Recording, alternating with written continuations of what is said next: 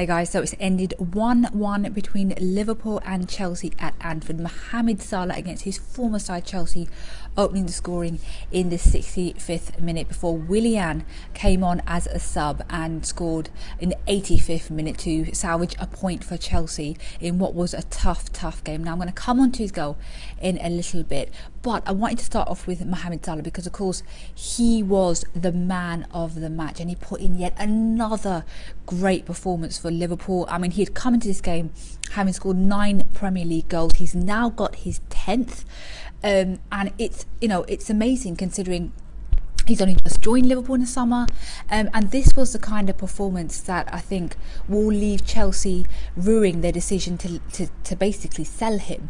We all know about his frustrating spell at Chelsea. You know, he arrived in January 2014.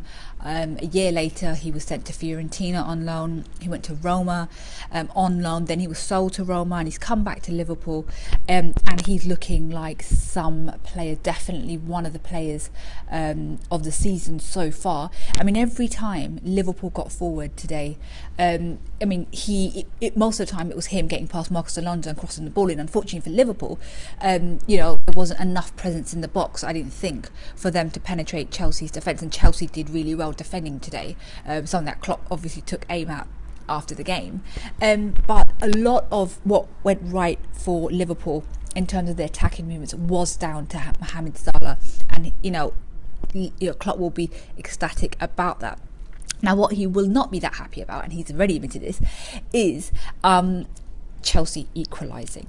Now, I think Conte has to take credit for this because he switched formation. So I'm going to look at the formation that he started off with.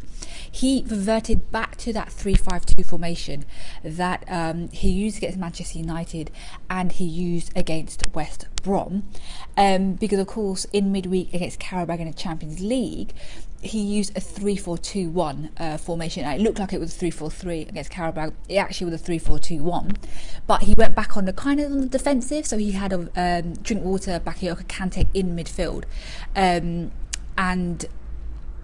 He changed things up when Chelsea were losing. And I remember I was watching a game and I was thinking, when it was 0-0, I was thinking, right, will Conte be brave enough to change things up in search of a winner, or will he stick with a more defensive 3-5-2 to just make sure they don't lose? Now, of course, after Mohamed Salah scored, Conte said, right, you've got to change things up, and he did that, and it paid off. I mean, he brought on Pedro, who went into the right wing back role. Fabregas came on, and he instantly had an impact. And he brought on Willian, and it was Willian who ended up scoring the goal, the equaliser. That's his 3rd goal this week already. He will be happy with the impact he's made because, of course, he's not a regular starter this season.